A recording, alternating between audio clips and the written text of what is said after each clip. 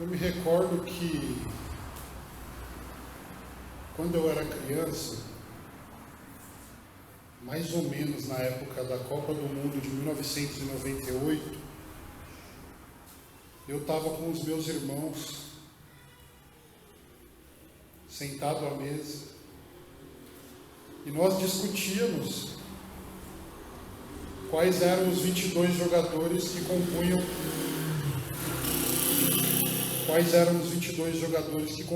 o elenco da seleção brasileira. Eu lembro que a gente começou uma discussão boba. Um começou a falar, não, o número 3 é o Aldair. Aí o outro falava, não, o número 3 é o Júnior Baiano. Não, o número 3 é o Aldair. Não, o número 3 é o Júnior Baiano. Aí eu lembro que meu pai, passando por nós, ele viu a gente discutindo ali calorosamente e ele encerrou a nossa discussão com uma pergunta. Qual é o nome dos 12 discípulos? Aí os 3 abaixaram a cabeça. Depois de um tempo de silêncio, o Márcio abriu um olho só e falou, Pedro? E não saiu mais nenhum nome de discípulo. A verdade é que muitas vezes a gente memoriza coisas inúteis, como o número de cada jogador da Copa de 1998. Mas nós não temos o mesmo empenho para memorizar o que realmente é importante, como os 10 mandamentos, por exemplo.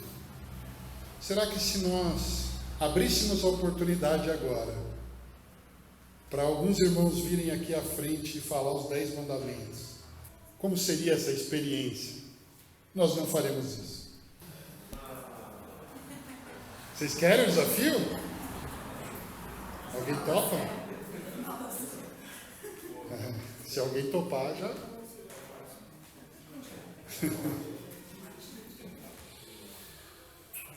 O pastor Kevin DeYoung, ele destaca que há uma profunda ignorância e desinteresse dos cristãos em estudar os 10 mandamentos, que dirá os não cristãos.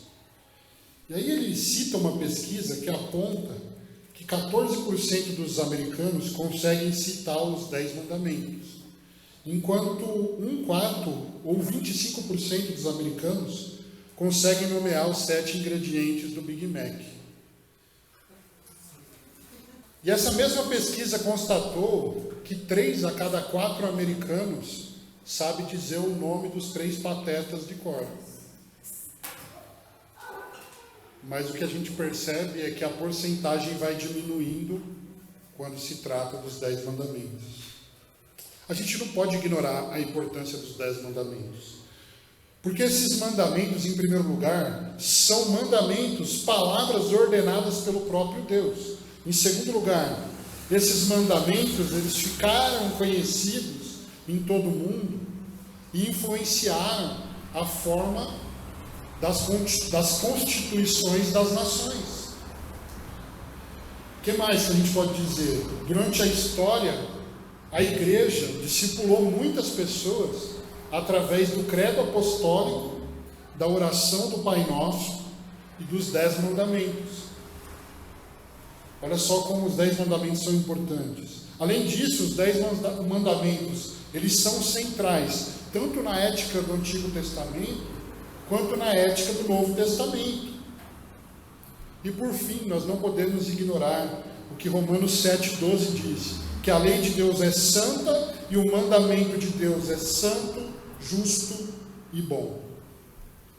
Mas ainda assim é possível que alguém afirme, eu não estou debaixo da lei, eu estou debaixo da graça. E realmente é verdade que Cristo nos resgatou da maldição da lei, mas também é verdade que Deus continua sendo, o caráter de Deus continua sendo revelado através da lei dele.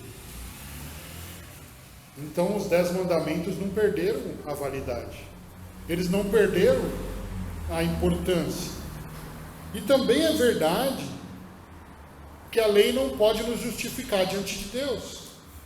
Porém, ao nos revelar o caráter de Deus, essa lei nos santifica. Então, o John Stott, por exemplo, ele vai dizer: uma vez que a lei nos conduziu a Cristo, a fim de sermos justificados, Cristo nos manda de volta à lei para sermos santificados. Quer dizer, a lei continua revelando o caráter de Deus e ela continua sendo importante para que nós sejamos santificados nele. A constituição da lei judaica, amados, tem 613 leis. As 613 leis são resumidas em 10 mandamentos. E os 10 mandamentos, eles são resumidos em 2 mandamentos, que é: amarás o Senhor teu Deus de todo o teu coração, força, alma e entendimento, e o teu próximo como a ti mesmo.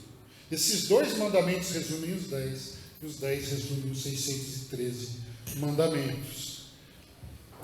Dentre essas leis que eu estou citando, nós cremos que há pelo menos 3 tipos. O primeiro, as leis cerimoniais, que eram sombras de Cristo, de forma que o propósito dessas leis já foi cumprido em Cristo.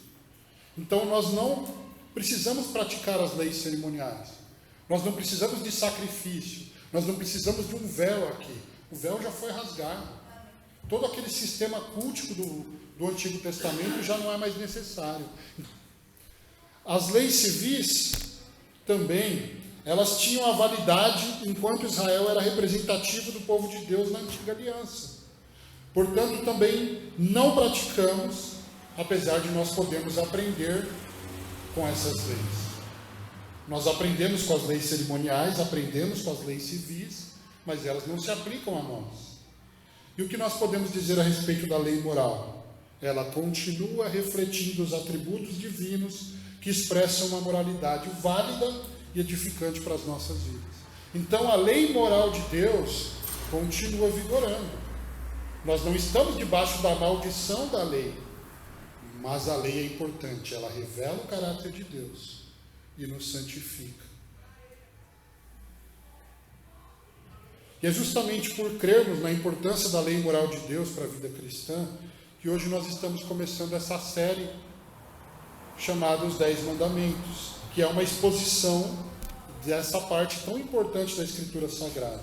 O sermão de hoje é uma introdução. Eu não vou entrar no primeiro mandamento. Então eu quero convidar vocês a abrirem a Bíblia em Êxodo capítulo 20. Êxodo capítulo 20, versículos 1 e 2. O texto diz: então Deus falou todas estas palavras: eu sou o Senhor teu Deus, que te tirou da terra do Egito, da casa da servidão. Mais uma vez, então Deus falou todas estas palavras: eu sou o Senhor teu Deus, que te tirou da terra do Egito, da casa da servidão. Quando Deus chamou Moisés para libertar Israel da escravidão do Egito, Moisés estava no Monte Horebe, apacentando as ovelhas do seu sogro Jetro. E nessa ocasião Deus falou algo para Moisés. Êxodo 3:12. Quando houveres tirado o meu povo do Egito, prestareis culto a Deus neste monte. Então Moisés, ainda que com certa relutância, ele obedece à ordem de Deus, que com mão forte tira o povo de Israel da opressão, fazendo-os atravessar o mar, e depois Deus fecha o mar, afogando os cavaleiros e os carros dos egípcios ali. Então, conforme Deus havia estabelecido anteriormente, Moisés conduz o povo até o Monte Sinai para prestar culto ao Senhor, de forma que Israel chega na região do Sinai 3 meses depois da saída do Egito, e ali eles montam o seu acampamento. Então, naquele momento, Deus deu uma instrução a Moisés. Ele disse para Moisés santificar o povo, porque dali 3 dias haveria um encontro do povo com Deus. É lógico que através da mediação de Moisés. o povo teria um encontro com Deus. Então Deus fala: Moisés, santifica esse povo. E o que seria santificar aqui? Em primeiro lugar, Moisés ele marcou os limites no monte até onde o povo poderia ir. Porque se o povo ultrapassasse aqueles limites, morreria. Em segundo lugar, o que Moisés faz? Ele dá ordem ao povo para lavar as suas roupas, para estar bem apresentado no dia do encontro com o Senhor. Então o povo ali lavou as roupas, se preparando para o encontro com Deus. E também esse povo durante 3 dias se absteve das relações sexuais, até o dia do encontro. Então os 3 dias se passaram, e o que acontece aí no capítulo 19 de Êxodo é uma teofania. O que é uma teofania? Esse termo é a junção de 2 palavras gregas. Uma é theos, que é Deus, e a outra palavra é phaino, que significa manifestar-se. Então uma teofania é uma manifestação de Deus. É o que vai acontecer aqui no capítulo 19 de Êxodo. E eu quero que você, por um instante, imagine comigo a cena que eu vou descrever. O povo acorda cedo de manhã ao som de trovões e relâmpagos. E aí então o povo vê uma nuvem espessa, carregada, que aparece em cima do Monte Sinai. E o texto vai nos dizer que, de repente, no meio dos trovões e dos relâmpagos, e daquela nuvem densa, vem um som forte de trombeta que aumenta cada vez mais. E o povo começa a tremer diante do som daquela trombeta. É algo glorioso que está acontecendo aqui. É como se Deus estivesse convocando aquele povo para sair das suas tendas. Moisés então vai passando e conduzindo o povo para fora do acampamento para o encontro com Deus ali. O texto vai nos dizer que o Monte Sinai fumegava, ele pegava fogo e subia fumaça. Você consegue imaginar essa cena toda? O texto diz que o monte tremia. Então o que está acontecendo aqui? Está acontecendo terremoto, o monte está pegando fogo, trovões, raios, um som de trombeta bem alto, o povo está assustado. Se nós lermos os versículos 18 e 19 do capítulo 20, olha o que eles dizem. Todo o povo presenciava os trovões, os relâmpagos, o som da trombeta e o monte que fumegava. Vendo isso, o povo ficava de longe, tremendo de medo, e disseram a Moisés: fala tu mesmo conosco e ouviremos, mas não fale Deus conosco, senão morreremos. O povo está desesperado, porque eles estão pensando que eles vão morrer. Mas aquilo é uma teofania, uma manifestação de Deus. Então Moisés, o mediador entre Israel e Deus, ele sobe o monte para ouvir o Senhor, acompanhado do seu irmão Arão. Até esse momento, o que o povo sabia do Senhor? Em primeiro lugar, eles conheciam Deus como o Deus dos nossos pais, eles diziam. Como o Deus de Abraão, o Deus de Isaac, o Deus de Jacó. Talvez alguma coisa distante. E eles também conheciam o nome pessoal de Deus. Por quê? Porque quando Deus enviou Moisés, Deus falou: eu sou o que sou. E aí ele pronunciou um nome para ele dizer para o povo de Israel. O nome é Yahweh. Yahvé, como nós conhecemos, dessa forma. É a única coisa que o povo sabia, era o Deus dos pais deles, e esse era o nome de Deus.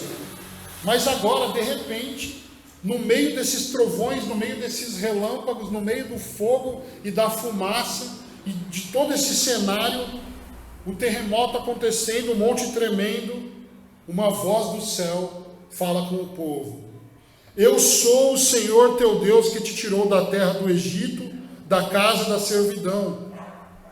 E nessa afirmação é interessante que Deus fala tanto quem Ele é, quanto o que Ele fez por esse povo.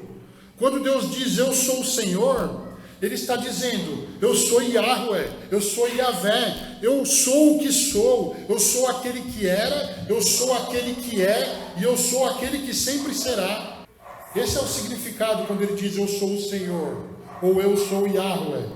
Quando Deus diz o teu Deus, Ele não diz apenas, eu sou o Senhor, ele diz, eu sou o Senhor teu Deus.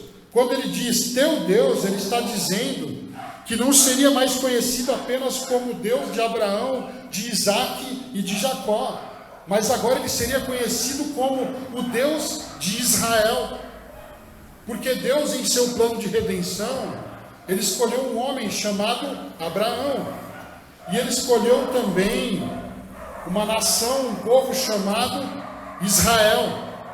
Sabe o que é interessante? Para Abraão, em Gênesis capítulo 15, versículo 7, Deus diz, eu sou o Senhor que te tirei de Ur dos Caldeus.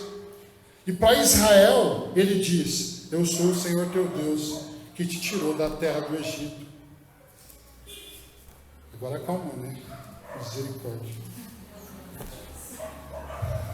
E quando Deus diz que te tirou da terra do Egito, ele está dizendo que além de Senhor e Deus de Israel, ele é o Salvador e o libertador desse povo. E gente, essas são as boas novas da lei. Deus não é qualquer estranho querendo dominar Israel à força, fazendo-os obedecer às suas leis. Deus não é como Faraó, Deus não é como os egípcios. Ele não está querendo simplesmente mandar em Israel como algum estranho que eles não conhecem. Ele tirou Israel do Egito. Deus é o Salvador, Deus é o libertador desse povo. A graça é dada ainda antes da lei, a salvação é dada ainda antes dos mandamentos, a libertação é dada ainda antes das justas exigências de Deus. Então Deus aqui ele se revela como Senhor, como Deus e como libertador de Israel. E tudo isso, em tudo isso, Deus confere uma nova identidade a esse povo. Porque se nós lermos Êxodo 19, do 4 ao 6, o texto diz, viste o que fiz aos egípcios e como vos carreguei sobre asas de águia e vos trouxe a mim. Agora, portanto, se ouvirdes atentamente a minha voz e guardares a minha aliança, sereis minha propriedade exclusiva dentre todos os povos, porque toda a terra é minha, mas vós sereis para mim reino de sacerdotes e nação santa. Deus salvou Israel, de forma que esse povo não pertence mais a si mesmo. Ele é uma propriedade exclusiva de Deus. Ele é chamado reino de sacerdotes. Ele agora é uma nação santa. E como uma nação santa, separada das outras, ele precisa de uma lei santa, que revela o caráter de um legislador santo. É por isso que Deus traz os 10 mandamentos. Por fim, apesar de Deus ter escolhido Abraão, essa história não é sobre Abraão. Apesar de Deus ter escolhido Moisés, essa história não é sobre Moisés. Apesar de Deus ter escolhido Israel, essa história não é sobre Israel. No futuro, através da descendência de Abraão e através da nação de Israel, viria o verdadeiro libertador. Os judeus tinham a expectativa de que ele viria para livrá-los do domínio romano. Eles tinham a expectativa de uma libertação política. Só que quando o anjo anunciou para José, ele disse, ela, falando de Maria, dará à luz um filho, a quem darás o nome de Jesus, porque ele salvará o seu povo dos seus pecados. É para isso que Jesus veio.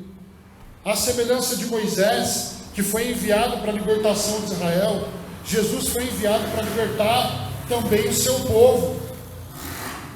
Mas diferente de Moisés, que foi enviado para uma libertação política, Jesus veio trazer uma libertação espiritual. Porque da mesma forma que os egípcios dominavam os hebreus, o pecado tem dominado com rigor todo homem desde quando ele nasce. O homem é tão prisioneiro do pecado quanto Israel antes era prisioneiro dos egípcios. E não tem ninguém que possa dizer que não tem pecado, sem com essa afirmação afirmar que Deus é um mentiroso.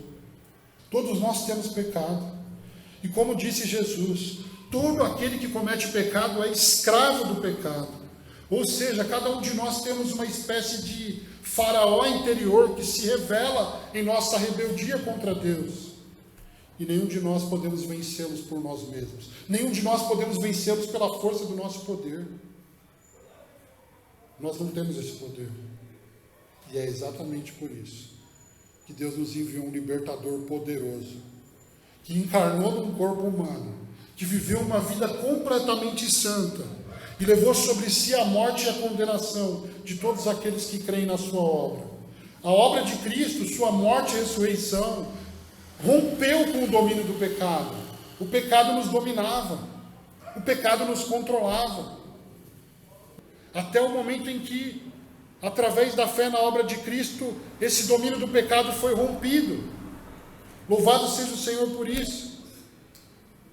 Através do arrependimento e da fé, e é por isso que Paulo vai dizer em Colossenses 1,13, Ele nos tirou do domínio das trevas e nos transportou para o reino do seu Filho amado, em quem nós temos a redenção. Então, semelhantemente ao que Deus disse a Israel, é como se Deus estivesse nos dizendo hoje: eu sou o Senhor teu Deus que te tirou do domínio das trevas. Eu sou o Senhor teu Deus que te tirou daquela antiga vida destruída. Eu sou o Senhor teu Deus que te tirei daquele charco de pecado horrível, daquela condenação na qual você vivia todos os dias, daquela falta de esperança, daquele desespero, daquela vida horrível que nós vivíamos antes. A obra de Jesus nos traz as mesmas palavras de Êxodo. A diferença é que nós não somos libertos dos egípcios, mas do poder do pecado. E qual é o resultado disso? Assim como Israel, nós recebemos uma nova identidade.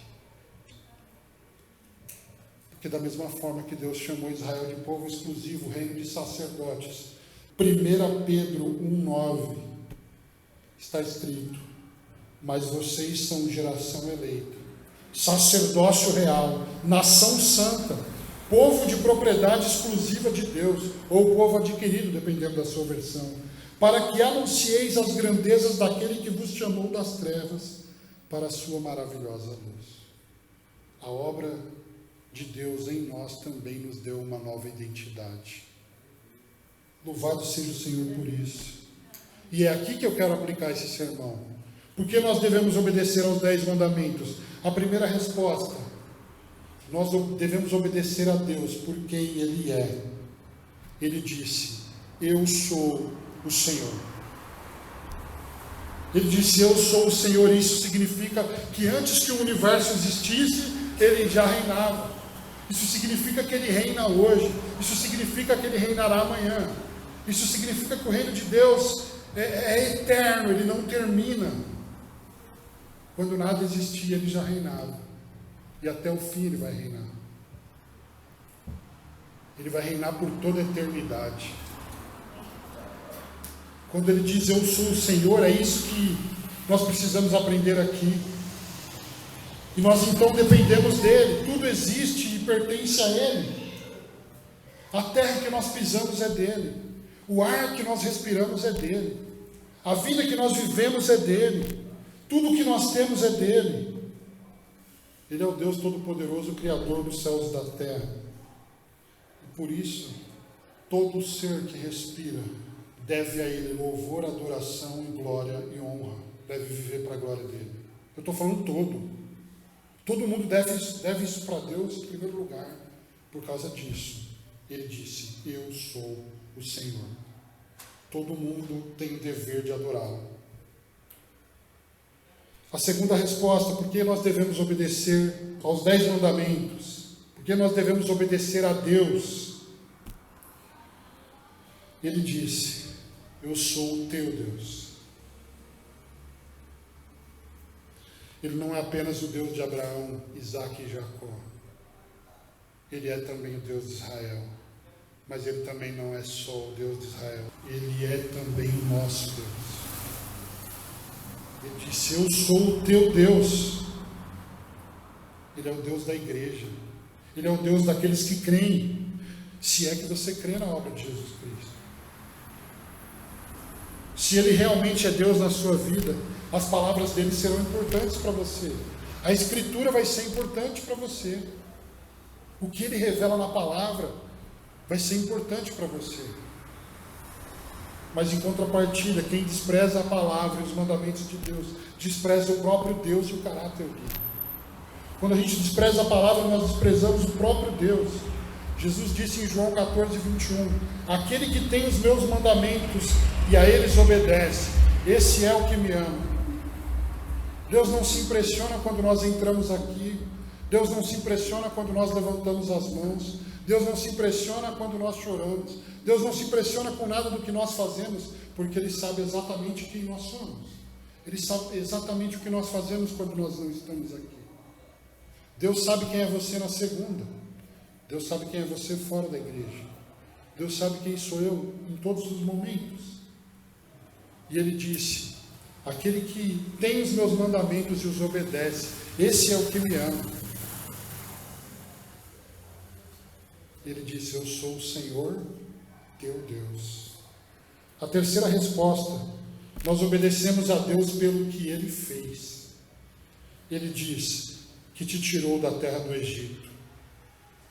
E preste atenção, Ele não nos deu ordens como condição para nos libertar. Ele não disse assim para Israel, olha, se vocês obedecerem às minhas ordens, eu tiro vocês do Egito. Não, Deus tira Israel do Egito, para Israel agora viver para a glória do Senhor.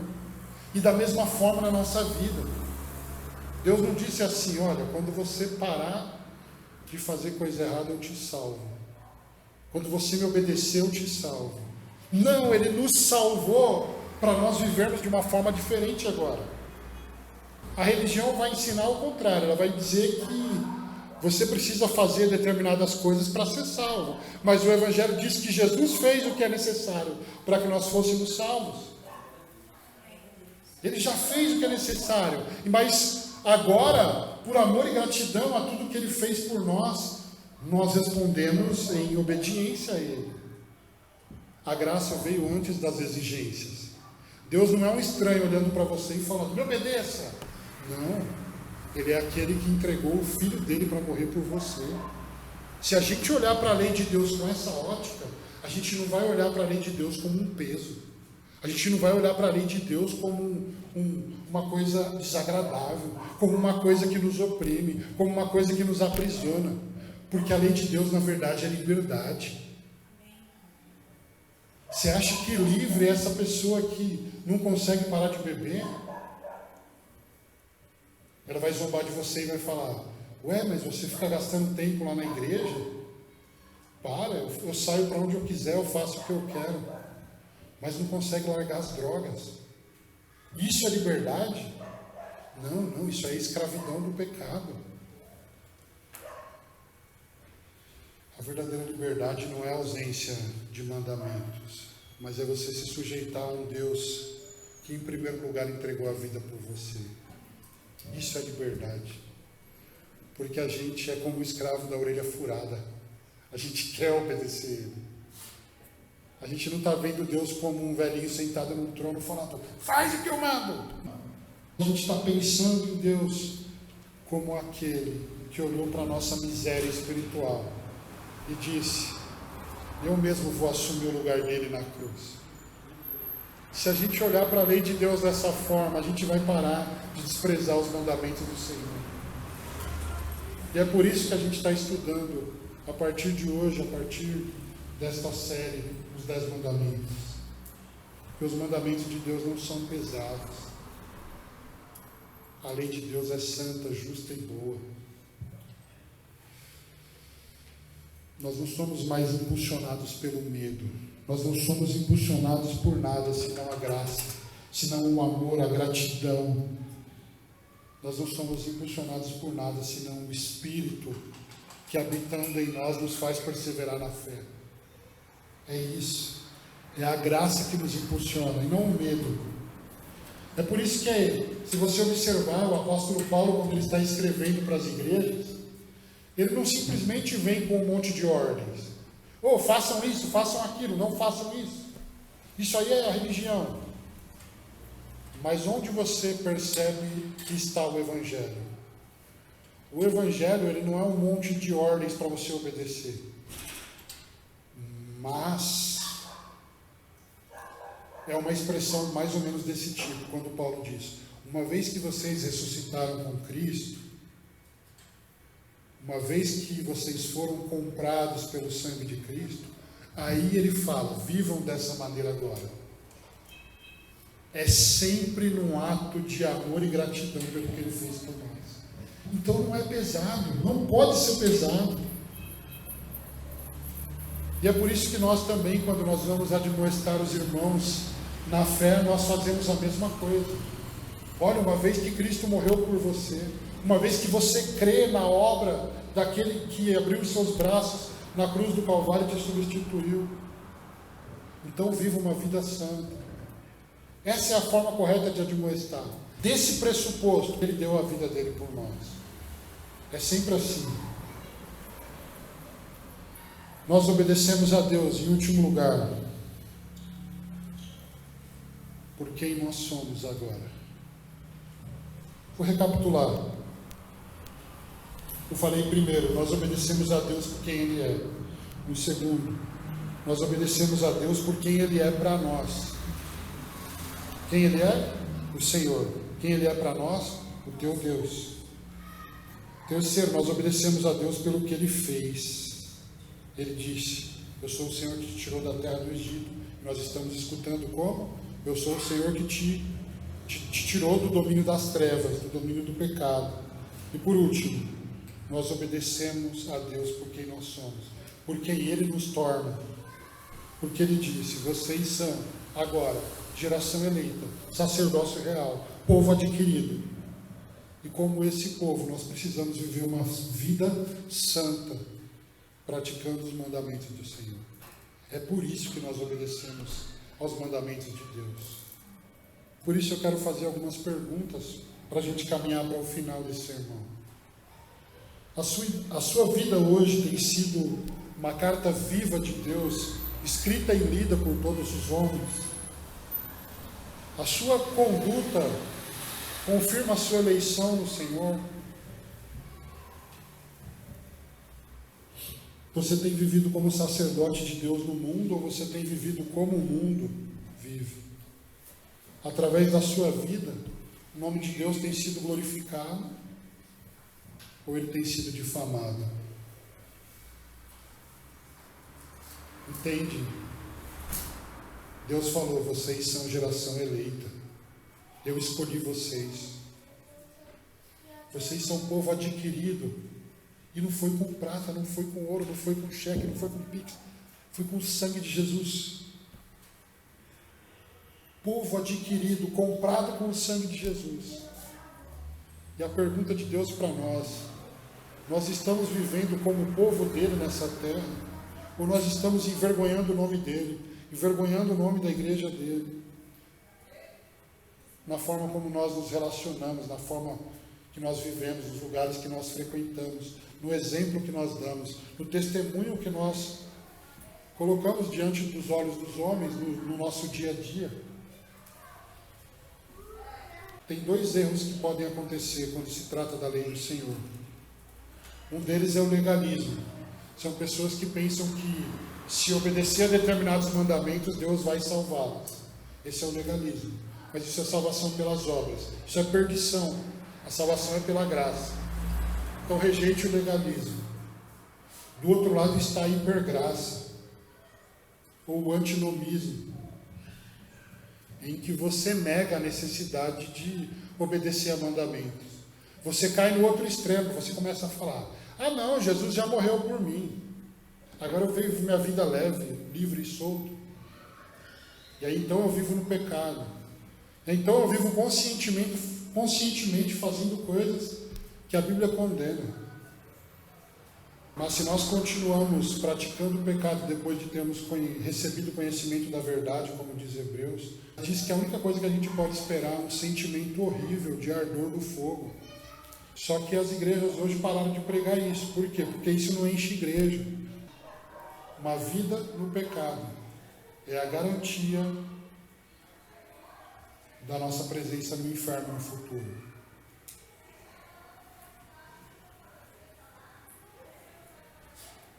Deus, em sua graça, deseja que, mediante o que Ele fez por nós, nós valorizemos cada mandamento dEle, uma vez que Ele é o Senhor, o nosso Deus, que nos libertou do reino das trevas e nos transportou para o reino do seu Filho amado.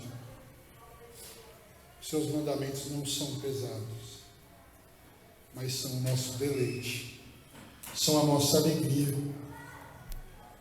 E o meu desejo de oração é para que a cada mandamento que nós estudarmos, nós possamos amar mais a lei do Senhor e sermos mais obedientes a ela, pelo poder do Espírito que habita em nós. Convido você a orar comigo. Senhor, muito obrigado pela Tua palavra, a introdução a essa série. Pai, quão gloriosa é a Tua presença.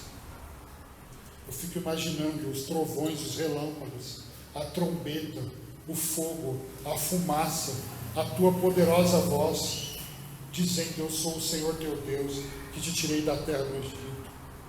Eu imagino aquele povo com medo, pedindo para Moisés: pelo amor de Deus, não deixa ele falar com a gente diretamente. O povo estava morrendo de medo de Deus. Mas, Pai, nós te louvamos porque quando o véu do templo foi rasgado, nós recebemos acesso à sua presença. Mas porque o Senhor nos vê através de Cristo, através da obra de Cristo, nós não morremos ao entrarmos na sua presença, somente por causa de Cristo. Pai, obrigado pelo livre acesso que nós temos à tua presença. Mas, ó Deus, que nós não nos esqueçamos dessas palavras. O Senhor disse: eu sou o Senhor teu Deus que te tirou da terra do Egito. Eu sou o Senhor teu Deus que te livrei do domínio das trevas, que te livrei do domínio do pecado.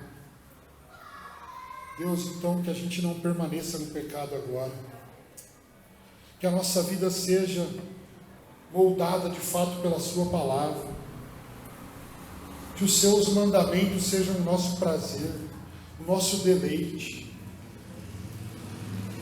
que o nosso prazer esteja na lei do Senhor, que o nosso prazer esteja nos mandamentos do Senhor. Aquilo que o mundo tem chamado de liberdade, nós não queremos, porque sendo escravos de Cristo, nos tornando escravos de Cristo, nós entendemos o que verdadeiramente é a liberdade.